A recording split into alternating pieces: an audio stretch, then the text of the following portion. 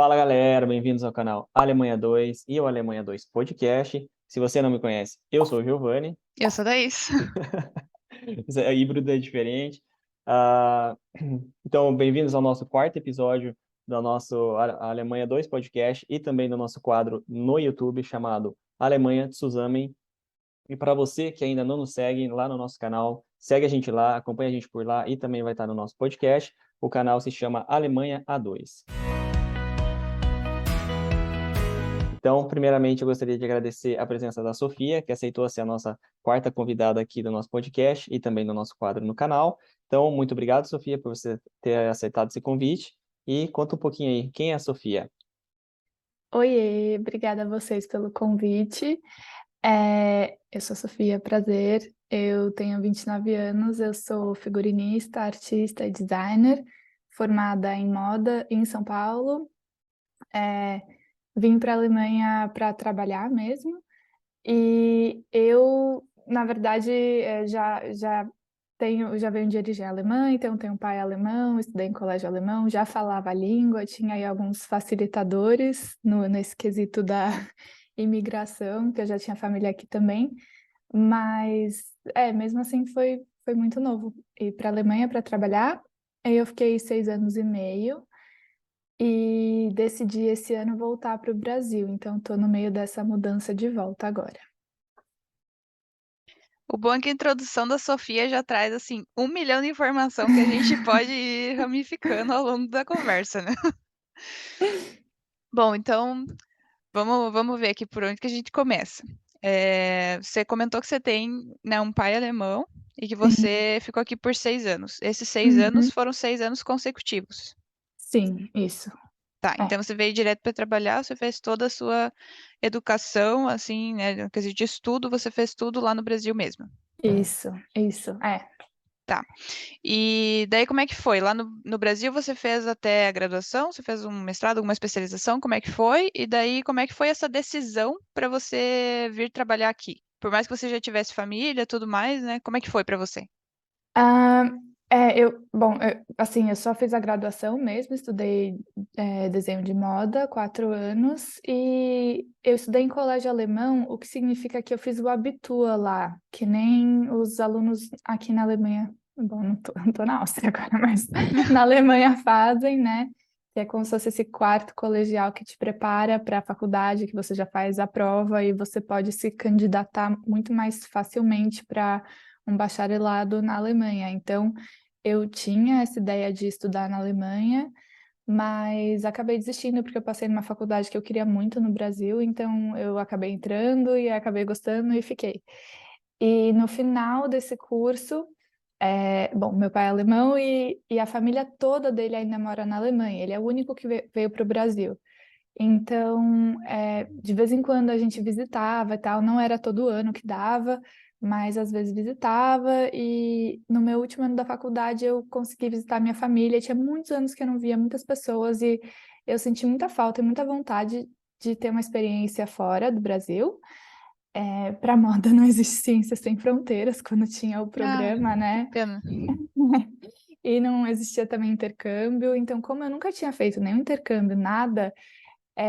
Eu pensei que se eu não usar esse passaporte que eu tenho, a língua que eu já falo, e tentar fazer isso morar fora do Brasil, depois que eu me formar, uma vez que eu ingressasse no mercado de trabalho, acho que seria muito difícil eu me demitir para ir. Mesmo porque o começo sempre é meio difícil, você quer Uhum.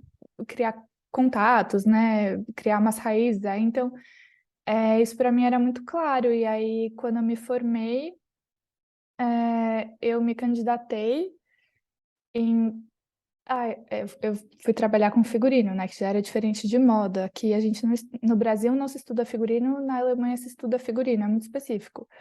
Então, eu comecei a me candidatar para assistências nos teatros da Alemanha inteira. E não é muito difícil entrar se você já não está no país, e se você não tem experiência nenhuma. E aí eu consegui um estágio. Então eu fui com um estágio de 3 meses. E daí, que legal, né? A tua área é uma área assim que eu tenho zero contato, então eu tô super curiosa para saber um pouquinho mais.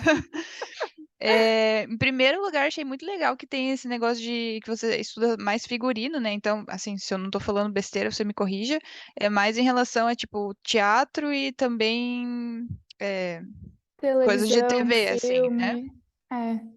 Eu só faço figurino de teatro, mas é, engloba tudo isso, até publicidade. Aqui, quer dizer, aqui quem é figurinista também chega a fazer publicidade ou filme, apesar de eu achar que filme e teatro são dois mundos completamente diferentes, Uhum. salários diferentes, diárias, assim, são universos diferentes, apesar de serem produção cultural também. Aham.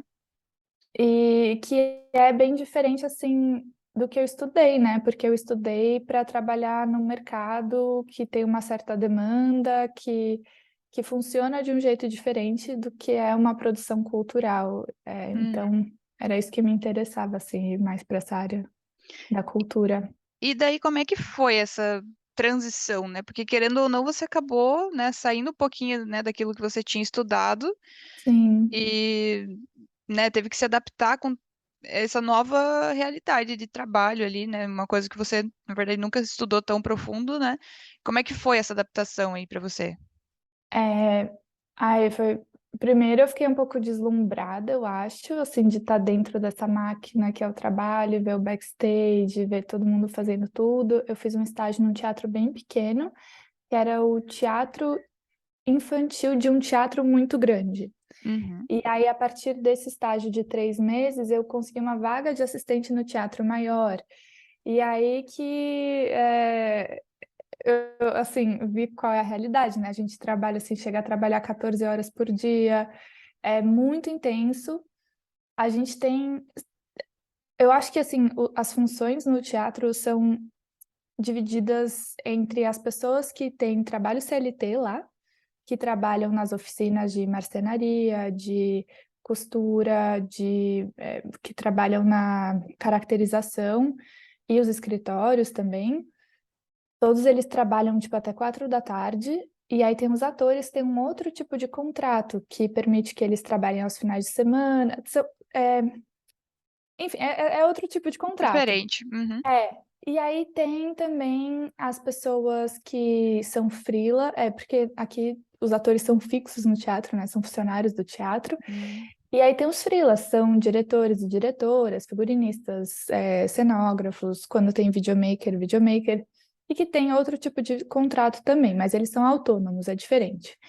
E como assistente de figurino, você entra com esse contrato que os atores têm, então é um contrato meio que te permite ser explorado, em muitas, muitas aspas. Você não ganha hora extra. Se você ficar lá até meia-noite, você não ganha a hora extra de trabalhar, assim, numa noturna. Então, você não tem horário de trabalho, mas na verdade você está sempre, antes que qualquer um chegue, você já chegou e já arrumou tudo, já preparou tudo, e aí você está lá durante e depois para arrumar tudo de novo. Então, isso meio que quebrou as minhas pernas um pouco, porque eu saí de moda pensando, não quero ter a pressão de ter que atender um mercado, quero trabalhar com algo mais criativo e ligado à cultura. Mas, ao mesmo tempo, o trabalho de assistente é absolutamente organizacional e você só apaga o incêndio o dia inteiro e, tipo, todas as áreas vão até você para você resolver um problema e você tem que atender demandas de pessoas que querem coisas opostas, e meio que você é o canal de comunicação entre todas essas áreas e é uma pressão muito grande, se paga muito mal e é algo que, na verdade, ninguém quer fazer. É um trabalho que quem está lá quer trabalhar criativamente sendo figurinista, né? Então você acaba passando por esse momento que você sabe que não é uma profissão na qual você vai ficar e ninguém aguenta ficar muito assim. Tem mais uma média assim, de anos que alguém trabalha como assistente e ou sai para virar figurinista ou sai porque é uma profissão um pouco insustentável do ponto de vista financeiro, mas também do ponto de vista do cansaço físico Uhum. também. De qualidade de vida mesmo, né? Totalmente, sim, sim, sim. Por E anos, daí, assim, foi isso que eu fiz. E fim de semana eu fazia compras, fazia comida e limpava a casa e era e isso, sabe? essa sua vida. Sim. E foi assim por quantos anos? Hum, Eu comecei a trabalhar isso quando eu vim, e eu trabalhei com isso até agora, mas como assistente mesmo de 2016 a eu fui assistente fixa no teatro até 2020, julho de 2020, de 2016 a 2020, mas aí eu virei autônoma, que eu já tinha feito alguns figurinos enquanto eu era fixa no teatro e tal, fazendo ali esse momento de transição de assistente para figurinista. E aí eu decidi virar autônoma, porque se você está trabalhando fixo em algum lugar, esse lugar é a prioridade sempre, então você não pode pegar outros projetos, você não pode ir para outros lugares. Só que no teatro você tem que se desligar do teatro com um ano de antecedência, um aviso prévio de um ano de antecedência, assim. Nossa, é muito tempo. É porque é por temporada que a gente fecha o contrato. Então, na metade de 2019, eu me demiti para 2020, veio a pandemia. Então, Gente. eu virei autônoma no meio da pandemia. Deixa eu perguntar um E daí negócio. como é que foi? Pode falar essa parte, depois eu pergunto outra. Quem que vai? A Thaís quer falar alguma coisa? Não, eu só perguntei como é que foi essa parte da pandemia pra você. Ah, Você mudou e foi pra nossa, autônoma bem nessa foi parte. horrível. Porque eu tinha começado a trabalhar com um diretor muito grande e, assim, experiente, velho, tipo, um dos caras que, pô, é referência e tal, e eu tava, assim, meio que com essa galera e haviam promessas, e haviam, assim, não, então esse ano a gente faz 2 produções, ano que vem mais uma, não sei o quê, e eu nunca mais trabalhei com ele. Houveram outras coisas também, promessas, e talvez role que não rolaram até hoje. E outras produções também que eram para ter rolado em 2020 foram rolar só em 2021. Então, eu penso às vezes assim, acho que esse contato com essa pessoa que é muito experiente, está lá há muito tempo, que meio não se perdeu porque a gente se conhece e tal, mas que não deu em mais nada. Eu não posso dizer como teria sido se tivesse rolado tudo isso, sabe? Se eu teria tido, sei lá, talvez mais visibilidade com o meu trabalho. Eu acabei pegando outros tipos de produções, que eu não julgo serem piores ou melhores, só é outro caminho. Então, influenciou bastante. Eu acho que, vendo hoje, eu acho que influenciou também a minha decisão de ir para o Brasil. Deixa eu te perguntar, então, é mais uma pergunta de leigo, tá? É, Podem fazer todas as o que perguntas. que é, tipo, o trabalho em si de um figurinista, por exemplo? Ele veste as pessoas que, tipo, quando fala assim pra mim, eu penso, a pessoa vai entrar em cena, ela tem que ter alguma roupa apropriada para aquela cena. Então, tipo, tem alguma Sim, coisa por trás, e essa coisa por trás são vocês, que são profissionais totalmente especializados, né? Então, como é que sim. funciona isso?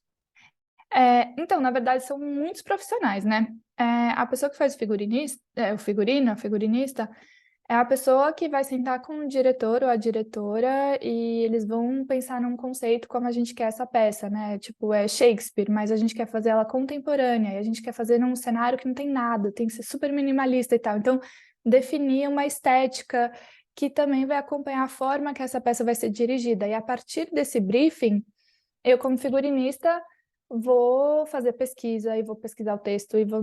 Então, eu desenho as peças que Caraca, as peças de roupa.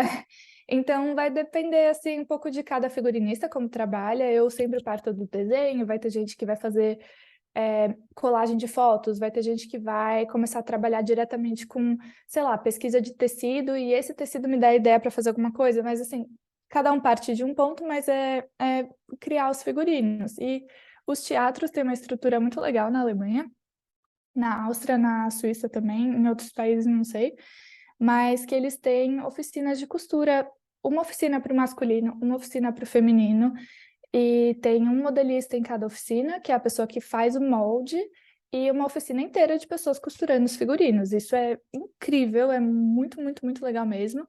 E muitos teatros têm também chapeleiro, sapateiro, então você consegue fazer chapéus, sapatos, tudo do zero.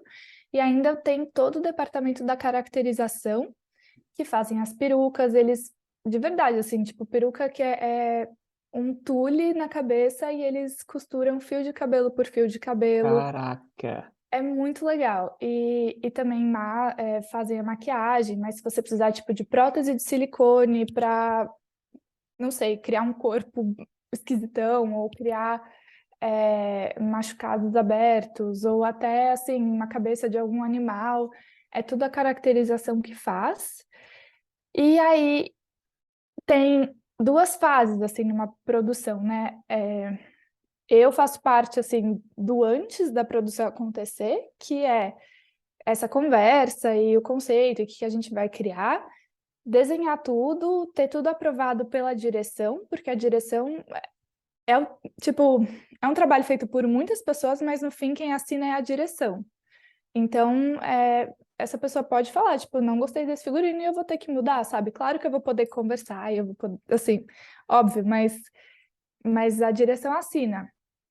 E então tem essa fase antes, e a fase de produção que eu falo são cerca de 8 semanas do primeiro ensaio até o ensaio geral, até a estreia.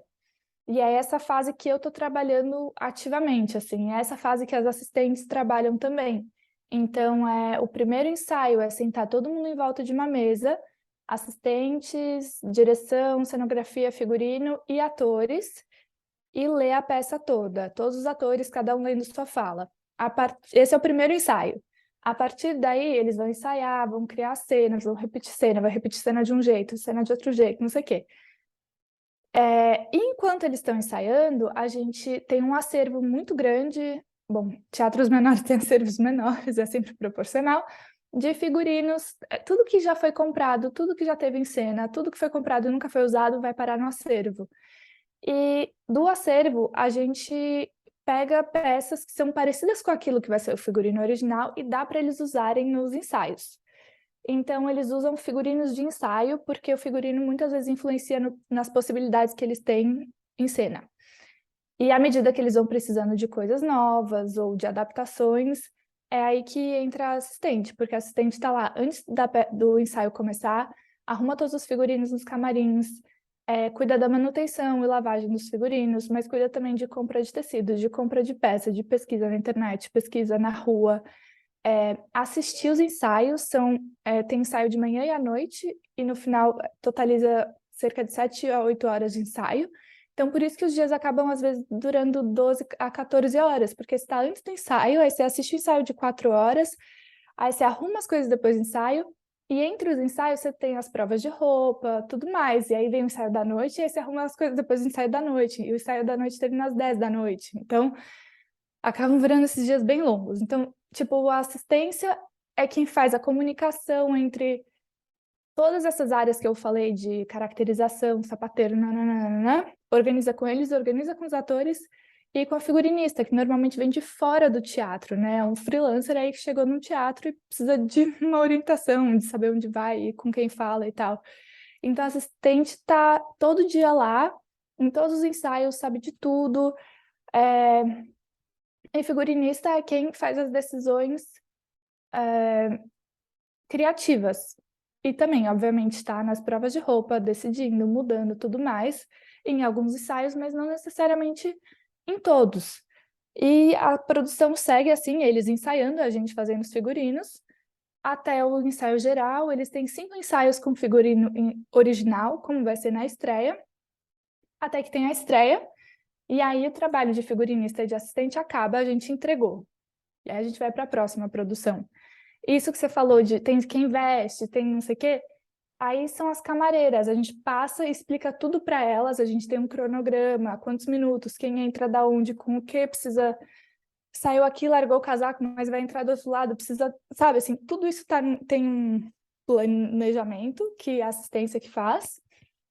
E toda essa passar todo esse planejamento, explicar como é a peça, tudo para as camareiras, também assistente que faz, e aí você entrega a peça com recém-nascido, Alívio, né? assim, Tipo, vai. um alívio, acabou, entregamos, tá pronto. E aí os atores têm que fazer.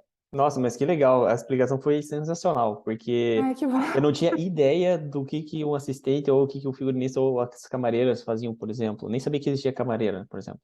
Nossa, Sim, cara, sério, muito obrigado pela explicação. imagina. Não, Foi uma meio coisa que eu longa, achei. desculpa, Não, mas imagina! Uma coisa que eu achei muito legal é que eu sempre achei que os atores ensaiavam com qualquer roupa, assim, com a roupa que eles quisessem. Eu não sabia que tinha um figurino de ensaio, né? é. Então é mais trabalho ainda. Sim, porque esse figurino tem uma manutenção muito grande, Eu tem que ser imagino. lavado, tipo, quase todo dia, e às vezes tem coisas muito específicas e modos diferentes de lavagem, e aí tem uma alteração, e eles rasgam roupa até, e eles quebram objetos de cena até, então a manutenção de tudo ao longo dos ensaios é muito importante para permitir que eles sempre tenham as coisas lá com as quais eles podem ensaiar e criar enfim, novas coisas que eles fazem nas cenas. E isso é como é na Alemanha, né? Eu não sei como é no Brasil, por exemplo. Imagino que se você tem uma produção com bastante dinheiro, talvez dê para fazer assim. Não sei de verdade como é. Eu Uhum. sei que isso é no teatro. Agora, balé, por exemplo, eles sempre têm as roupas deles, porque é balé, é quase assim, É são meio diferente, né? É é uma diferente. coisa entre cultura e atleta, sabe? Então Uhum. eles vão suar no colo Sim. deles, tá tudo certo. E ópera é meio que uma coisa entre um e outro, porque hoje em dia é, exige-se mais que os cantores de ópera também saibam atuar. Mas eles são cantores por formação e eles muitas vezes nos ensaios eles usam as roupas próprias. Mas às vezes precisa assim, eles vão ter um manto comprido, eles vão ter um sapato muito alto, difícil de andar. Então eles têm alguns elementos que eles usam no ensaio, mas a princípio o ensaio para eles é para eles ensaiarem cantando mesmo. Uhum. E o que eles fazem fisicamente no palco não exige tanto deles fisicamente, assim, eu digo fisicamente de se mexer no palco e pular e rodar e tal, que nem os atores. É bem menos, assim. Mas, claro, fisicamente em relação à voz exige muito. E aí tem outras considerações para fazer em relação ao figurino. Tá. Muitíssimo obrigado pela. Falei. Desculpa. Não, não, gente, A eu aula, gostei né? muito, porque realmente a gente não tinha noção nenhuma, né, de como é. Então, é muito legal também, né? Igual você falou, não sabe como é que é no Brasil, mas eu acho que também é uma Sim. boa. É legal para os ouvintes também, né? De quem é no Brasil e quem tá no Brasil e trabalha com isso, para também conseguir ter uma diferença, né, em relação a como que é em Uhum. relação ao trabalho deles, como que é aqui. Então, acho que ficou muito legal isso. Mas eu queria voltar um pouquinho. Lá no Sim. começo da conversa, quando você falou que você, né, que era um pouquinho difícil de você conseguir essa, né, essa vaga e que você se aplicou para um estágio. Quando Sim. você se aplicou para esse estágio, você estava no Brasil, você mandou um e-mail, você já estava aqui e se aplicou presencialmente? Eu estava no Brasil e eu mandei e-mail e de verdade, assim, eu procurei, tipo, todos os grandes teatros da Alemanha inteira e mandei e-mail para todos. E aí, depois eu fui ver que eu mandei e-mail para umas vagas nada a ver, que realmente não ia rolar, porque era nada a ver, totalmente nada a ver. Mas eu tava mandando e-mail para tudo que tinha, e, e na verdade eles cometeram um erro. Então eu só fui porque eles cometeram um erro. Porque é, quando você. Eu acho que vocês devem saber disso, né? Mas não sei se as pessoas que escutam sabem, mas no Brasil a gente estagia enquanto a gente estuda, né? E aqui, muitas vezes, você precisa ter estagiado para entrar na faculdade. Então, os estágios que tem nos teatros aqui são para pessoas que precisam de um estágio obrigatório para se candidatar em uma universidade. Então, bom, eu mandei um e-mail e rolou e eu entrei, e aí eu vim para a Alemanha. E, e aí tipo, no meu segundo dia de estágio, ela falou: Sofia, eu cometi um erro. Na verdade, eu não podia ter te aceitado aqui, porque você tem um bacharelado, né? Sim, eu tenho um bacharelado. Ela, não pode fazer estágio com bacharelado.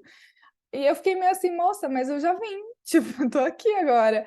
E aí ela falou: bom, como você queria muito fazer o estágio, eu acho que você não vai me processar, né? Eu falei: não, não vou, obviamente, eu quero trabalhar aqui. Então, então você vai fazer o estágio, mas eu cometi um erro. Você não podia fazer o estágio, na verdade, mas eu fiz. Menina, que loucura! Mas assim, que bom que foi uma porta de entrada aqui para a É, Alemanha, né? Porque eu acho que se não fosse por esse estágio, não ia ter jeito mesmo, porque os estágios aqui não são remunerados, né? Eu acho que, eu não sei, vocês podem, eu não sei, às vezes vocês falam a opinião de vocês, mas eu acho o estágio na Alemanha uma coisa muito iniciante ainda, muito tipo, vou conhecer uma área, vou ver aí o que esse pessoal faz. Estágio no Brasil, para mim, é tipo, você praticamente está fazendo a mesma coisa que o CLT, só que você está sendo mal pago. Tipo, é isso mesmo. Eu tenho a mesma opinião de você. E os estagiários aqui, eles estão, não sei, viajando, conhecendo, vendo se é isso mesmo que eu quero, e não recebe nada também, né? Então, mas é isso, tipo, eu acho que por eu ter feito estágio e aí saber como funciona essa máquina do teatro e já estar na Alemanha e já ter o contato com essa pessoa que me contratou por engano, mas me contratou, aí eu tinha outra entrada como assistente, que de verdade, depois de ter trabalhado como assistente, jamais alguém vai contratar uma pessoa que está no Brasil mandando um e-mail e não tem experiência nenhuma de teatro e não sabe como funciona. Tipo, é que tem muita gente aqui pronta para começar amanhã, então, com experiência, sabe? Então, é muito difícil. Então, isso era uma pergunta também que eu queria fazer. Como que é o mercado de trabalho, né, para sua área? Que agora acho que você respondeu brevemente, mas você pode falar um pouquinho mais também, né? Porque, né, você tem muita gente, você tem muita procura, como é que é, né? Tem, para figurino, assim, tem bastante gente até. É bem nichado, obviamente, mas aqui, por exemplo, dá para você estudar moda, dá para você estudar figurino, dá para você estudar cenografia. Então é bem mais nichado, mas tem muita gente estudando só isso também. E o que eu falei que a gente é meio explorada e mal paga, é uma reclamação de todas as assistentes, e todo mundo assim tá meio a ponto de um burnout. E ao mesmo tempo, não, a gente fala assim, cara, é que se eu não pegar esse trabalho, se eu falar não, por esse valor eu não faço, tem outras 50 que vão fazer, sabe? E isso é meio pesado. E tem uma coisa que eu noto muito também, que é tipo, se fala meio assim de, ser assistente máximo uns 4 anos, e aí ou você aconteceu ou você não acontece. E muita gente fala disso, assim, e é meio complicado, porque como assistente, você pode se candidatar por uma vaga fixa num teatro e ser CLT. Com esse contrato estranho, mas sim, sabe? Você tem férias, você tem o dinheiro lá do Natal, você tem seguro-saúde, tudo isso. E você pode ser assistente autônoma também, que os teatros às vezes chamam gente de fora quando tem produção demais e falta assistente. Mas para ser figurinista, não existe a opção de ser fixo, só existe autônomo.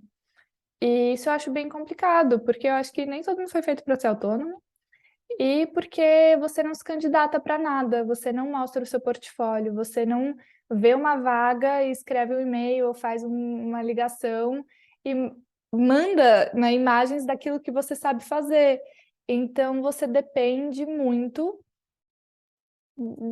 da cerveja depois do ensaio. Você depende muito mesmo de fazer contato com outras pessoas que não são as pessoas que você está vendo o tempo todo, que são outros figurinistas ou outros assistentes. Você precisa, enquanto você está lá sendo assistente, começar a fazer contato com um assistente de direção, com um dramaturgo, com não sei o quê. E são essas pessoas que, se elas gostam de você e se entendem bem com você, ou já viram o seu trabalho, vão ou te indicar para outras pessoas, ou elas mesmas em algum momento vão dirigir alguma peça e pensar, poxa, aquela menina era legal e tal, conversei com ela, ideias boas, não sei o quê, e chamar para fazer um figurino. Então você está sempre dependendo dos seus contatos.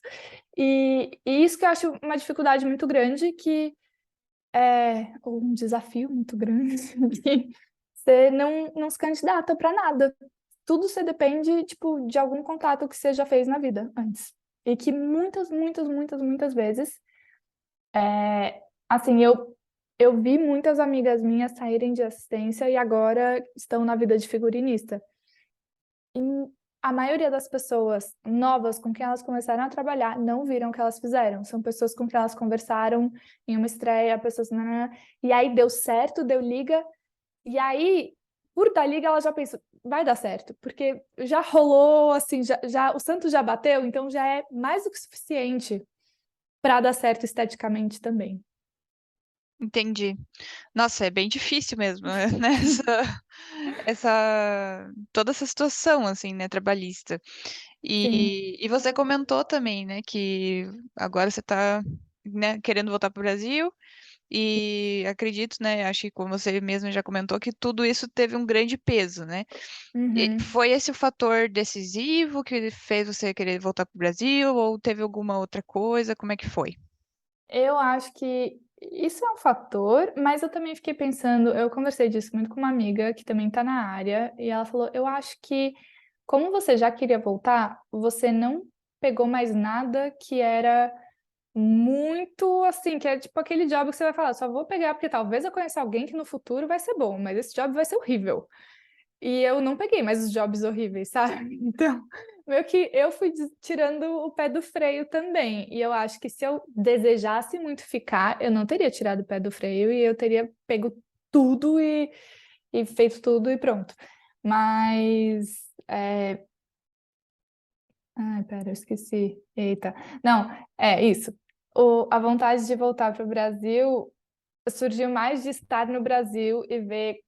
Antes eu achava que fazer o que eu faço aqui era impossível fazer lá, então eu não tinha alternativa a não ser estar aqui. E ok. Então eu pensava, quero ser figurinista e desse jeito, assim, tipo, ganhando o suficiente para eu ter uma vida normal e conseguir pagar meu apartamento só vai dar na Alemanha mesmo. E aí eu fui abrindo o meu leque, assim, vendo que, tipo, não, eu sou artista visual também, e isso também é uma vertente do que eu faço. E, e eu faço joia também, isso também é uma coisa que eu quero fazer, e percebendo que, tipo, não, eu sou mais do que só figurinista. E aí eu fui para o Brasil no começo do ano, em março, e falei, eu vou me propor a viver aqui como se eu estivesse vivendo aqui, e não de férias visitando minha família.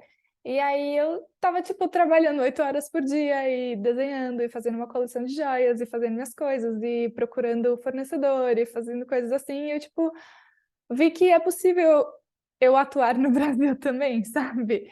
E foi um alívio muito grande. Eu fiquei bem feliz lá, para falar a verdade, assim. E aí eu pensei que, não, então é possível eu estar lá também fazendo coisas que eu amo e que eu gosto. Então, na verdade, a minha ideia é não sair da Alemanha por completo. Se tiver produção aqui para eu fazer, eu vou adorar vir. Eu amo muitas pessoas na Alemanha, eu tenho família na Alemanha, e eu não quero fechar essa porta e nunca mais voltar e, tipo, sei lá, tô muito sentida com a Alemanha e credo, não, nada disso. Mas eu quero, assim, realmente ampliar aí o terreno de atuação, sabe? Estar no Brasil, mas continuar voltando para a Europa. É sempre bom mesmo, né?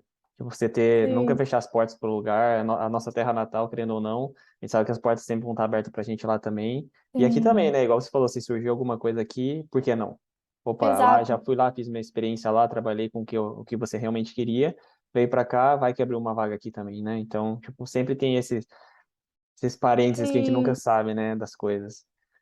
e eu E vou continuar sendo autônoma, então, assim, meio que depende de mim. Se rolar alguma coisa aqui, eu posso vir fazer e voltar, sabe? Então, sim, é ótimo. Isso é ótimo, porque, pô, não ficar sempre, por exemplo, eu e a Thaís, a gente fica nessa incerteza, né? Tipo, a gente também passa por essa coisa, né? Então, sim. tipo, a gente não sabe, depois do doutorado, vamos ficar? E se não surgir a oportunidade, Quanto entende? tempo de doutorado?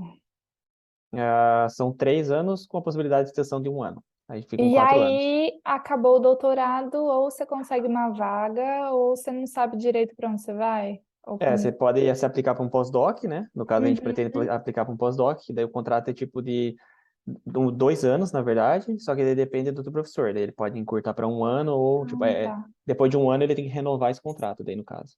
E aí Tá, se ele não quiser renovar, aí você fica no seguro-desemprego. Nossa, muito angustiante. É tipo Mas assim, a gente tem uma coisa uma angústia que você não tem no sentido de, pelo menos você tem uma cidadania aí, né? Gente, sim, tantos amigos que não têm, e aí eu fico, nossa, eu passo nervoso. Não, Não eu mesma, mas assim, de ouvir, sim, porque eu peguei esse seguro-desemprego quando eu saí do teatro, porque eu saí no meio da pandemia. Eu falei, vou pegar. E aí, quando eu pegar produções e tal, aí eu saio. E aí, só a burocracia de entrar nisso e receber essas cartas e ficar, tipo, recebendo cartas e cartas e cartas, e o desespero, e não sei, tipo, o tempo todo parece que você fez algo errado e que estão te mandando uma carta te cobrando alguma coisa e sei lá, você vai ter que pagar, ou você vai ter que. Eu não sei. E aí eu penso, só que não é sobre você poder viver em um país e trabalhar lá, né? Tipo, outra Sim. coisa, e aí é desesperador. É bem isso. Deixa eu te perguntar uma coisa, Sofia. Agora puxando um pouco mais, já que já falamos bastante sobre o trabalho, puxando um pouco mais agora Sim. sobre a Sofia aqui da Alemanha e sobre a Alemanha um pouquinho. Quais são as coisas que você mais gostou aqui da Alemanha e a que você menos gostou? Tá, eu acho que tem, tipo, os clássicos, tipo, estabilidade, nananã, segurança e tal, mas tem coisas que eu amo muito na Alemanha. É, eu acho que, assim, tem pessoas meio estranhas, mas tem pessoas muito legais mesmo, e eu acho que se você consegue achar umas pessoas bem legais, dá para ter aí um grupo seleto de amigos que rola, sabe? Bem. E tem uma coisa que os alemães falam muito e que eu acho que é muito verdade, quando você tem um amigo alemão, assim, quando a amizade rolou, ela vai para sempre. E acho que alemão não tem muita essa coisa de ter amigo de rolê, amigo de nananã, é amigo, amigo e acabou. Então, acho que tem essas relações que quando elas estão firmadas, elas são bem legais. E eu acho que, não sei, eu vivi umas coisas na Alemanha que foram muito significativas para mim. Acho que é muito, assim, pessoal também, né? Tudo, sei lá, em 6 anos acontece muita coisa. Mas tem umas coisas muito bonitinhas também. Tipo, eu amo ver as crianças andando de mão dada na rua, sabe? Indo pra escola, ou tipo, numa excursão. Aham. Ou É tem umas verdade, tudo em coisas filinha, né? fofas, é muito lindo. Ou você vê as estações do ano passarem, né, pelas árvores, assim. Tem umas coisas que eu fico, ai, Alemanha, fala sério, é muito bonitinho, não dá. E eu amo bolo de fruta, porque eu acho que equilibra o azedo com o açúcar. Eu gosto muito. Então, não sei, tem umas coisas meio fúteis que eu gosto muito, que são, pra mim, eu fico, ai, tão legal. E tem uma coisa que eu gosto muito mesmo, que eu percebo quando eu tô no Brasil, que existe uma preocupação muito grande com a aparência no sentido mesmo das redes sociais, de registrar os momentos o tempo todo, de estar nos stories, de estar presente, de dar satisfação. E eu acho que o alemão não tá nem aí, e que Instagram não é importante, e que você sai com um amigo, você tá com esse amigo, e tipo, ninguém rela no celular. E quando você não tá, você também tá totalmente offline, e isso também no trabalho eu acho incrível. Você não liga pra pessoa, a pessoa não te liga, você pode falar, tipo, não atendo, não vai rolar. Então, isso eu estranho um pouco. Tipo, quando eu tô no Brasil, às vezes as pessoas acham que eu fiquei meio grossa, porque, você quer sair? Não. Por quê? Porque eu não tenho vontade, sabe? Assim, essa sinceridade, assim, um pouco de você não ter que dar satisfação e não estar o tempo todo atendendo demandas. Então, isso eu acho tranquilo, gosto. A questão das redes sociais eu gosto bastante aqui, tipo, eu acho um pouco demais no Brasil. Me dá também. Bom, não sei se vocês estão passando por isso como canal, mas de você. Se você tem um trabalho que você mostra algo, que você tem que estar o tempo todo produzindo algo que não é o seu trabalho de fato. Isso dá uma angústia também um pouco, assim, que eu sinto que na Alemanha o seu trabalho se basta, sabe? Tipo, eu acho que você chega, não sei, você faz coisas, você não precisa necessariamente. Eu não conheço uma figurinista que tem um Instagram maravilhoso de figurino aqui, sabe? E isso eu acho impressionante, eu não consigo imaginar isso no Brasil. Então, isso eu acho um pouco. Eu gosto aqui, e acho meio estranho no Brasil. Mas acho que é Muitas isso. coisas boas. Muitas coisas boas, graças a Deus. É, E de ainda coisa. bem, né? Esses 6 anos aí Nossa, renderam. e tem umas coisas zoadas também, né? Tipo, acho que. Pera. Não, é que tem umas coisas zoadas que são os clássicos, que é esse mau humor, uma coisa assim, uns. Aí uma coisa que eu odeio é, tipo, mano, no trabalho as pessoas gritavam comigo.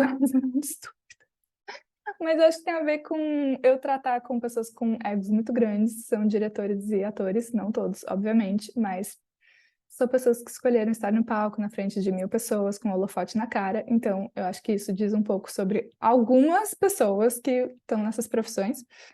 Mas tem uma estupidez, né? Um negócio assim meio estranho. Você fala, gente, isso é normal, de onde eu venho não se faz isso, é muito mal educado.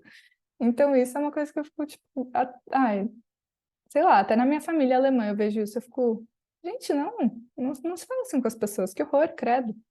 Mas, bom, tirando isso, acho que... Ah, e o frio, eu odeio o frio também. Pois é, vai se salvar então agora, hein? Putz, tá chegando. Ai, E e como é Não, que vai gente, o estar mas, inverno frio? tá mas chegando. você vai logo já, né? É dia Então, 23 de outubro, eu é vou. esperta, É, então decidiu ir segue na quando hora. tá começando o inverno e é Gente, verão vai lá. apertar esse Perfeito. inverno que... Ai, sério, muito triste esse inverno aí, com esse gás alto, mas... Hum, Vamos ver, a gente É, nem sabe como é que vai faz fazer aqui parte. ainda. Exato, ainda nem chegou, né?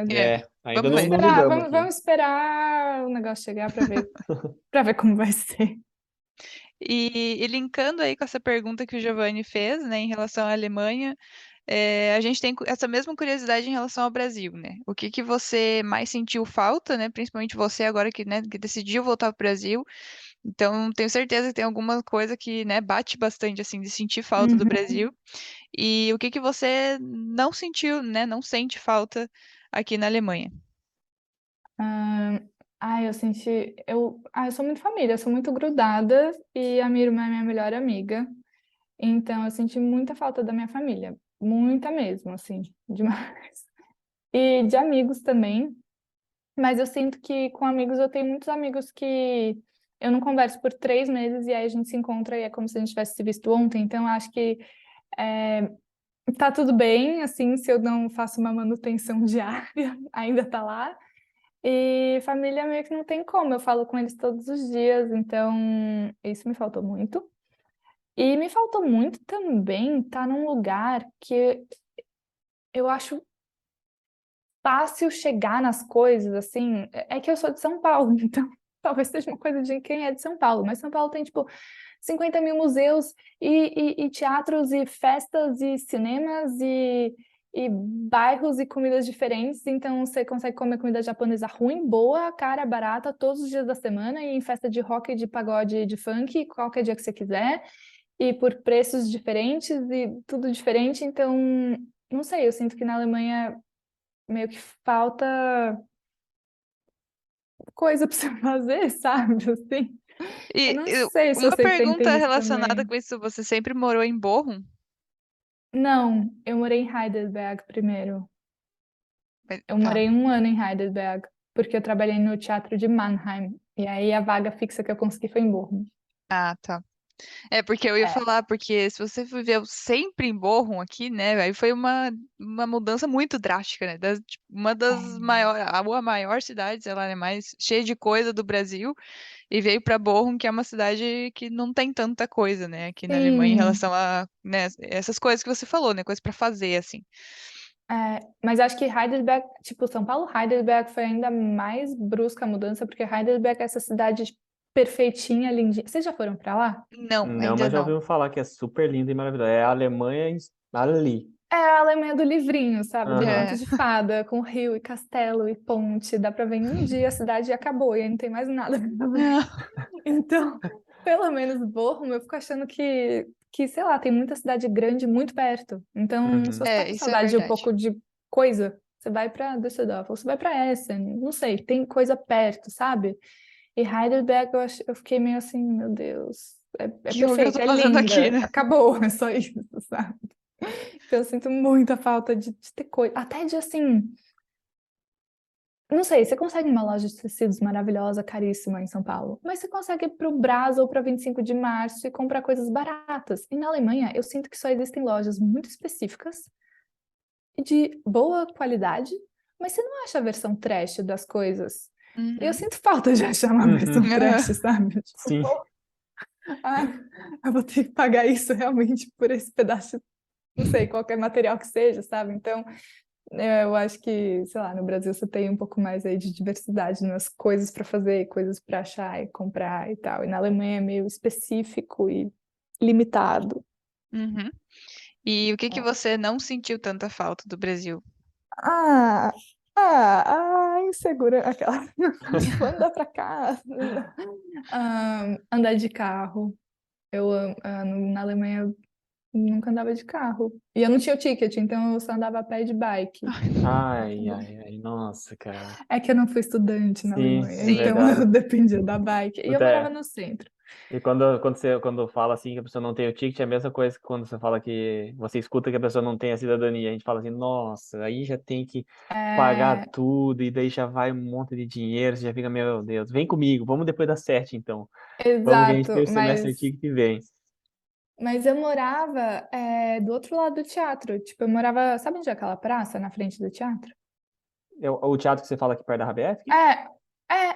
O teatro de Bochum, o Schauspielhaus Bochum, não sei se Ah, eu vocês acho que, sabem eu onde acho é. que eu sei onde é que é, sim. Uhum, a gente Eu sabe onde é que é. morava do outro lado da rua, então, tipo, eu Ah, era atravessava a perto. rua, ficava lá o dia inteiro, tipo, atravessava e dormia, sabe? Então, Pelo rolava. menos não perdia tempo com Mas, transporte. gente, mas, cara, andar a pé e andar de bike é muito bom, então não sinto falta de trânsito, dessas coisas. Hum. Uhum. Ah, mas no Brasil tem delivery, né? O delivery na Alemanha é horrível. É, também. No Muito, Brasil vem. gente, não, melhorem, por favor. Então, eu fico pensando assim, gente, o Brasil tem Pix, tem delivery, tem tanta coisa, e a Alemanha tá tipo, "Ah, só aceitamos pagamento em dinheiro." E eu fico Aham. meio, vocês estão muito atrasados, muito Tá, atrasados. tá. Eu quero, Estão embaixo de acho uma que não vai chegar pedra. aqui não, cara. Esse negócio não chega aqui nem a Ah, pau. mas nunca chega. Eles são muito preocupados. Não vai E, chegar, eu acho. assim, então deixa eu te perguntar aqui a finaleira. Fala aí então uma dica pra galera que tá pensando em vir pra cá estudar um teatro que você gostaria de ter recebido ou que você pensa que seria útil para todo mundo que está escutando aqui a nossa conversa. Eu acho que, assim, além de, tipo, falar alemão é bom, né? E coisas práticas que realmente são muito boas. Pensar assim na sua rede de apoio aqui, se você já conhece alguém que está aqui, porque eu acho que ninguém vem para cá totalmente sozinho, sem nada, e começa do zero sem conhecer uma pessoa. Não sei como vocês fizeram, mas tipo, eu tinha uma amiga aqui que me ajudou, sabe? E eu acho que conversar com quem está aqui te ajuda muito, porque você entende as coisas que você vai passar e você sabe, tipo, qual é o primeiro passo, cheguei, ou como eu acho apartamento, ou enfim. E acho que o canal de vocês deve ajudar muitas pessoas por causa disso, porque quem não, talvez não tenha alguém aqui fazendo isso, consegue achar as respostas para essas coisas, mas achar uma pessoa que seja, né, e, tipo, criar sua rede de apoio aí.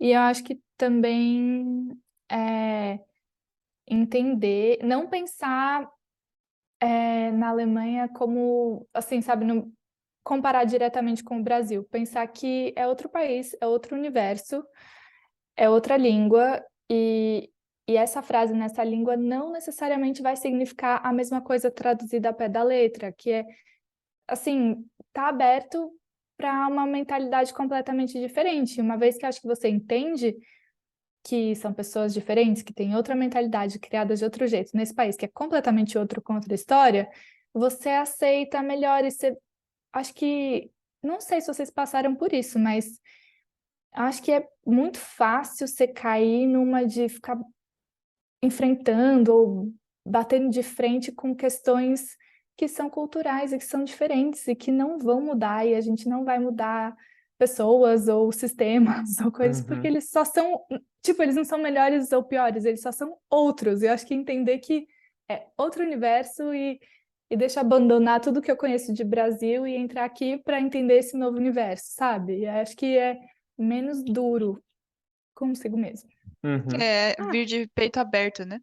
É, e eu acho também que é mais importante, assim, saber que acho que às vezes a gente pode se sentir desvalorizado ou diminuído por talvez ter acabado de chegar e não estar entendendo tudo que está acontecendo e tal. E aí você pensa, poxa, mas eu tenho um universo inteiro que eu tô vindo e carregando e conheço que vocês não conhecem. E acho que, tipo, lembrar disso, que às vezes quando você não entende uma coisa ou você tá meio ainda perdido, você tem tanta coisa também para ensinar, sabe? Não é só você que tá aprendendo coisas novas. Você tem uma bagagem muito grande quando você chega em um lugar, e essas pessoas também podem aprender muito com você. E, tipo, pô, você já morou em 2 lugares, já fala 2 línguas e já tem experiência de trabalho em 2 lugares diferentes, então você também tem muito a oferecer, sabe? Assim, acho que não achar que a gente é pouca coisa quando a gente chega. Não se desvalorizar, né? Eu acho que é uma coisa bem comum, assim, porque como a gente Uhum, acaba não usando muita coisa que a gente tem no nosso background, né? sim, Porque simplesmente não é aplicado aqui, a gente fica tipo, putz, não entendo nada, ai meu Deus, não sei nada, né? E assim, até hoje, a gente faz 2 anos que tá aqui, sim, tem um monte de coisa que a gente não entende nada, que a gente fala, meu Deus do céu, alguém me ajuda, que eu não sei, sabe? Então, realmente sim. foi uma boa dica, eu vou aplicar mais também, pra mim mesmo.